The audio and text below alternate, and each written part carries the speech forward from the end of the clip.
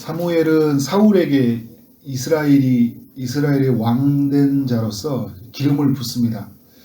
그리고 이스라엘 백성들을 미스바로 불러서 제비 뽑기를 했는데 사울이 이제 뽑히게 되죠. 하나님의 섭리 가운데서 사울이 이제 왕으로 세워져 가는 과정들을 보여주고 있어요. 앞으로 사울은 어떻게 살아야 되는 건가? 10장 오늘 이제 7절에 보면, 오늘 말씀 있기 전에 10장 7절에 보면 사무엘은 사울을 향해서 너는 기회를 따라 행하라. 하나님이 너와 함께 하시니라 라고 말씀을 합니다. 너는 하나님께로부터 왕된 자로 기름을 부음을 받았으니까 어떤 행동을 해야 될지를 네가 보이라는 거예요. 네가 생각해 보면서. 그러면서 중요한 이야기를 한 가지 하는데 하나님이 너와 함께 할 것이다. 이렇게 이제 사울에게 말을 해줬어요. 사울이 가장 먼저 한 일은 뭐냐면 오늘 말씀해 보면 밭에서 소를 몰고 있었어요. 일상과 크게 변화가 없잖아요. 암소 한 마리를 잊어버리다가 이렇게 하나님의 뜻을 발견하기도 했지만 자신이 왕으로 부름받았다는 것을. 그러니까 여전히 변화는 없었어요. 삶의 변화가. 내가 왕 됐다고 해서 막 갑자기 큰 사람이 되는 건 아니잖아요. 이전에 막 있었던 삶의 방식에서 새로운 방식이 되는 게 아니잖아요. 지금 이제 이스라엘은 왕이 된 사람이 이전과 같이 궁전으로 들어가는 게 아니잖아요. 왕이 없었잖아요. 왕이 없었던 그런 상황이기 때문에 어떻게 해야 된가? 밭에서 소를 몰고 있는데 그때 이제 이스라엘 안에서 큰 어려움들이 생겨났다는 소식을 듣게 돼요. 이제 1절부터 쭉 내용을 보면 암몬 사람들이 이스라엘 땅에 있는 길르앗 야베스 땅을 쳐들어오는 일이 생겨요. 요단 동편 쪽에 보면 그 암몬 사람들이 있었죠. 그러면 이제 그 근처에 이제 그 길르앗 야베스 사람들이 이제 있었는데 거기에 이제 쳐들어오는 일이 생겼어요. 야베스 사람들은 죽는 것이 두려워서 이제 이들과 언약을 맺고 이들의 종이 되겠다. 이제 이스라엘 백성들이 점점 형편없는 모습들을 보여줘요. 이제 7장에 미스바 대회개가 일어났는데 8장으로 넘어가면서부터 이스라엘 백성들이 사무엘의 말을 막 듣지 않고 뭔가 이렇게 하나님이 왕이 되지 못하는 그들의 연약한 모습이 많이 드러나잖아요. 이 야베스 사람들도 어떤 생각이 드냐면 힘이 강하니까 그냥 굴복해요. 뭐가 되겠다는 거예요? 종이 되겠다는 거예요. 하나님의 백성이 그냥 이방 백성에게 그들이 힘이 강할 것 같으니까 오른쪽 눈을 빼버리겠다고만 하잖아요.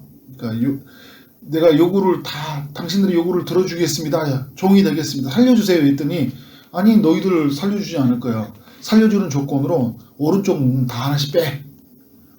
여러분 이게 얼마나 큰 고통이에요. 수치예요. 그죠? 그러니까 오른쪽에 눈에 하나 빠진 사람들은 다 누구 사람들이에요? 암몬 사람의 종이 되는 거잖아요. 이런 수치를 당하면서 하나님의 백성들에게 살아야 되는 거예요. 이 말을 들은 이제 야베스 사람들은 자신을 이제 구원해 줄 사람들을 찾게 되는데 일주일의 말미를 가지고 이제 요단 서편 쪽으로 와서 그 기브아에 있는 이제 이야기를 하는 거죠. 이때 밭에서 소를 몰고 오는 이 사울에게 소식이 들려오게 되는 거예요. 사울이 어떻게 반응합니까? 하나님의 영에 크게 감동하여 그의 노가 이제 크게 일어났다. 하나님의 분노가 그 안에서 일어났다는 거예요. 이제 모세가 이스라엘 백성들이 우상을 섬기고 있는 모습을 보면서 막 분노가 일어나잖아요. 사도 바울도 그 선교하는 여정 속에서 우상이 아덴에서 막 그 숭배하는 사람들 보면서 마음에 큰 분노가 일어나듯이 사울에게 그런 분노가 일어났어요. 하나님의 사람들은 이런 반응이 일어나죠. 하나님이 아닌 것들, 하나님보다 더 높아지는 것들, 또 하나님의 나라에 저해하는 요소들이 들어올 때 마음에 분노가 일어나요. 하나님의 성령이 충만한 모습을 이제 사울에게 보여주는데 이후에 이제 굉장히 용감한 모습 같은데 또 상처가 그 이면에 드러납니다. 한 결의에 소를 잡아서 각을 뜨고 모든 이스라엘 지역에 보내면서 누구든지 나와서 자신과 사무엘을 따르지 않냐면 이와 같이 될 것이라고 해요. 근데 여러분 이런 모습이 이 상처가 많이 담겨 있어요. 그 레위 사람을 이제 베냐민 사람이 범하면서 할 때 레위 사람이 어떻게 해요? 그 첩을 12토막을 내서 각 지방에 다 보내잖아요. 이 베냐민 사람들을 공격하기 위해서. 이 사람이 이제 사울은 누구예요? 베냐민 사람이잖아요. 자기도 누구를 어떻게 해요? 손을 이제 각을 떠서 다 보내는 거예요.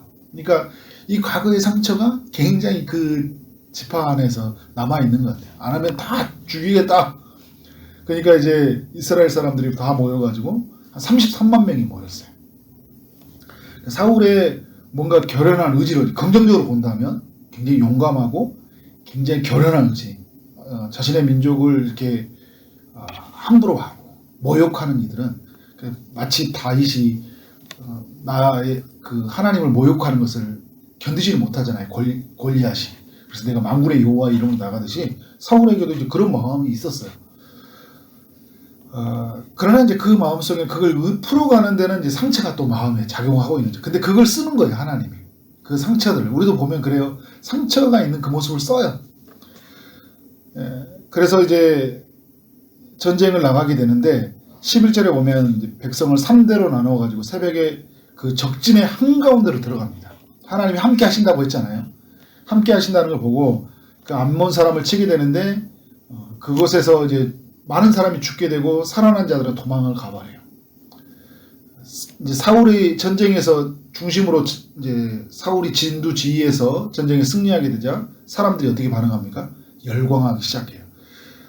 반응이 시큰둥했거든요.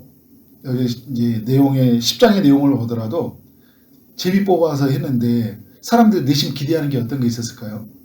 아니, 제가 어제도 말씀드렸듯이 뭔가 힘을 가진 유다나 에브라임 지파 같은 좀 영향력 있는 사람들이 나타나야 되는데 웬 베냐민 지파가 뽑히지? 하나님의 뜻이 뭐야?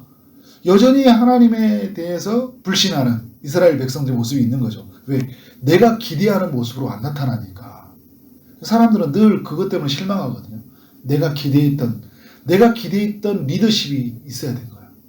내가 기대했던 가장의 상, 내가 기대했던 목사님의 상, 내가 기대했던 대통령의 상, 이게 이루어져야 되는데 안 되잖아요. 뭐 이런 사람이 세워졌지 했는데 오늘 보여주는 거예요. 하나님이 세운 사람이 어떻게 승리하는지를 이스라엘 백성 가운데 보여준 거죠. 그러니까 사울의 탁월함이 아닌 하나님의 일하심이라는 것을 알려주는 거잖아요. 그래서 많은 사람들이 열광을 해요. 그래서 이제 그 사울이 어떤 모습을 보냐면 이 소식을 듣고 오늘은 이제 이 소식을 듣게 되는데 그 전에 무슨 일이 있었어요? 사울이 이제 왕이 되지 못하게 하도록 하는 사람들을 다 죽이자는 거예요. 이렇게 제안을 하는 거예요. 사울 편이 있었던 사람들 있죠. 약자들 이런 사람들은 사울 편이었을 것 같아요. 사울을 반대한 사람이 이참에 다 처치하고 당신을 중심으로 한 나라를 세우자, 이런 의미죠. 사울이 이 말을 듣고 뭐라고 하냐면 오늘은 하나님께서 구원을 베푸실 수 있는 날이니까 반대하는 사람들을 죽이지 말자고 하는 거예요. 굉장한 리더십이에요. 하나님 중심적 생각이죠. 사울이 이 마음만 놓지 않고 살았으면 돼요. 정말 하나님 편에 서 있는 그의 모습들 간대하잖아요. 반대편에 있는 사람들을 품을 줄 알잖아요. 이런 나라에 있으면 여러분 행복해요? 안 행복해요? 행복해요. 교회도 마찬가지예요. 어떤 나하고 반대되는 사람들을 품을 수 있고 하나님의 구원의 초점에 두고 살아가다 보면 모두가 행복해요. 셀도 마찬가지예요. 그런 셀도 교회도 우리 가정도 마찬가지예요. 그런 간대함이 나라를 평안하게 만드는 거잖아요. 이제 사무엘은 이제 길갈로 와가지고 화목제로 드리고, 길갈에서는 특별한 장소잖아요. 하나님과의 만남과 예배와 그들의 삶을 새롭게 하는 곳이니까 화목제사를 드리고 이 사울을 이스라엘의 초대 왕으로 세우게 되고 사울과 모든 이스라엘은 어떻게 돼요? 크게 기뻐했다. 이게 이제 사무엘상 10장의 이야기예요. 사무엘상 이 11장의 이야기죠. 11장이 우리에게 주는 교훈이 뭘까요? 그러니까 하나님의 그 전적인 일하심과 그 인간의 전적인 참여의 삶이 무엇인지는 우리를 보고 살아야 된다는 거죠. 하나님이 사울이라는 한 사람을 세워서 이스라엘의 왕이 되게 하는 것들이 하나님 일하심이잖아요. 그 작은 자를 통해서 천을 이루고 그 약한 자를 통해 강국을 이루시는 하나님이 무엇인지를 보여주는, 사울이 잘났기 때문에 이스라엘을 구원해 가는 것이 아니라 그 연약한 그를 하나님이 사용하심을 보게 돼요. 근데 여러분, 이게 하나님이 일하시면서 사울은 어떻게 살아요? 전적인 그 일하심에 동참하잖아요. 이때까지는 하나님의 영이 충만해서 하나님의 분노하게 되고, 그래서 백성을 모으고, 그리고 적진의 한가운데에 들어가는 그 담대함들, 그리고 자신을 밤대를 품는 사람들, 그리고 하나님으로 기뻐하는 그의 모습을 보면서 뭐예요? 전적으로 그 일하심에 참여하는 그 은혜의 현장을 우리 가운데 보여주고 있어요. 우리는 이런 삶을 살아야 돼요. 하나님 일하시니까 나는 아무것도 안 한다 이런 게 아니잖아요. 나와 함께 하심을 믿고 기회를 따라 행하는 거잖아요. 나를 세워주셨으니까 내가 건강을 주실 때, 내가 일할 수 있을 때, 지금 구원받을 만한 이때, 은혜 받을 만한 이때, 은혜 받는 자리에 가고, 그리고 구원의 소식을 기뻐하고 살아가고, 그 복음을 소식을 증거하기 위해서 적진의 한복판에 들어가듯이 세상의 한복판에 들어가서 하나님 나라의 소식을 증거하고 살아가는 것. 그런데 하나님이 전적으로 일하심을 믿고 우리는 그렇게 살아가는 거예요. 이게 여러분 이 11장에서 우리에게 보여주고 있어요. 또 하나는 뭐냐면, 어제도 좀 나누긴 이야기지만 사울의 편에서 말한다면 처음 주셨던 이 마음을 계속 간직해야 돼요. 처음 마음. 하나님 앞에 그렇게 감동해서 정말 하나님의 나라의 모욕이 되는 것, 그 이름이 사람들 앞에 안에서 이렇게 짓밟히는 것들에 대해서 마음에 분노했던 것처럼, 교회가 교회되지 못하고 그 하나님의 영광이 이 땅 가운데 머무르지 못한 것 때문에 그냥 마음이 너무 아프고 애통하고 슬프고 이런 마음이 우리 안에 처음 있었잖아요. 그죠? 예수 믿을 때. 그 마음을 절대 잊지 않아요. 만약에 오늘 그 마음이 부어졌다면 이 마음을 끝까지 우리는 잃지 않고 살아야 된다는 것을 사울이 보여주고 있어요. 사울은 겸손해야 돼요. 자기 자신을 쓰시는 하나님을 바라봐야 돼요. 근데 자기가 마치 잘나서 사람들이 열광하니까 내가 리더십이 통하네? 나도 괜찮은 사람인가? 이렇게 사는 순간 사울은 어떻게 될까요? 나락으로 떨어지게 돼 있어요. 어떻게 됐어요? 사울은? 떨어지죠. 그죠? 잊어버렸어요. 처음 마음. 하나님이 왕이 되는 나라, 하나님의 뜻을 따라 세워지는 나라, 이 처음 초심. 여러분 초지동산교회는 처음 뜻이에요. 그죠? 처음 초하고 뜻짓자, 처음 뜻을 꼭 지켜가자. 그리고 풀초자하고 땅짓자. 그 푸른 초장과 같은 데서 수많은 양떼들이 이곳에 와서 쉬는 곳. 그렇지만 처음 뜻을 가지고 끝까지 가는 것. 혹시 제가 처음 마음을 잊어버리면 계속 문자 보내주세요. 직접적으로 말하면 상처받으니까. 목사님, 처음에 그런 마음을 가졌는데 간대하던 마음들 다 품어야 된다. 누구든지 가야 된다고 하는데, 누구든지 교회는 와야 된다고 하는데, 어떤 사람은 오게 하고 못 오게 하고, 교회는 또 왜 이렇게 세상에 두려워하고 삽니까? 목사님 이러게 하면 막 문자 보내주세요. 익명으로. 또 문자 실명으로 말하면 기도할 때 막 낙심되니까 실명으로 담대하게 하셔도 돼요. 저는 그만큼, 왜냐하면 우리의 삶의 초심이 너무 중요하다는 거예요. 겸손해야 돼요. 그래서 그러면서 전적으로 하나님이 일하시며 참여하면서 그의 나라가 우리의 삶 영역의 모든 곳에, 우리의 가정에, 이 도시에, 초지동에, 백운동에, 원곡동, 선부동에, 안산 땅에 임하도록 그렇게 기도하면서 오늘도 한 걸음씩 내딛고 나아가는 여러분 되어지기를 주님의 이름으로 축원합니다. 아멘. 기도하도록 하겠습니다. 하나님 아버지, 오늘도 사무엘상 11장을 통해 우리 가운데 교훈하여 오시니 감사합니다. 사울이라는 한 사람을 통해서 이스라엘을 구원해 가신 하나님의 일하심을 보게 하셔서 감사합니다. 그 일하심에 전적으로 참여하며 나아가는 사울의 이야기를 또 보게 하시니 감사합니다.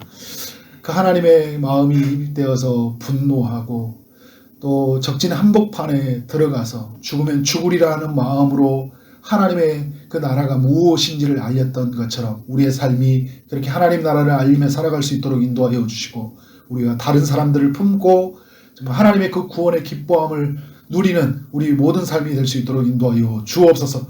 주님이 주셨던 이 마음 끝까지 잃지 않도록 우리를 붙잡아 주옵소서. 하나님을 더욱 사랑하게 하시고 하나님이 세워진 교회, 또 하나님께서 불러 모은 모든 영혼들 한 명 한 명을 사랑하며 살아가는 삶, 주의 뜻이 우리 가운데 이루어지기를 간절히 바라는 그런 삶으로 살아갈 수 있도록, 이 마음 잃어버리지 않도록 축복하여 주옵소서. 오늘도 주의 응답을 기다리는 이들에게 찾아가셔서 주님이 일하여 주옵소서. 육체의 아픔 중에 있는 성도님에게 치료의 강선을 비춰 주옵소서. 고쳐 주옵소서. 취업을 준비하고 결혼을 준비하고 임신을 준비하고 출산을 준비하는 모든 성도들에게 은혜를 베풀어 주옵소서. 오늘 하루 만나는 사람들에게 주의 사랑이 흘러가길 원합니다. 오늘 주어진 일 최선을 다해 일하게 하심으로 말미암아 하나님의 영광이 우리 가운데 하나님 비춰지도록 축복하여 주옵소서. 예수 그리스도의 이름으로 기도를 쌓옵나이다. 아멘.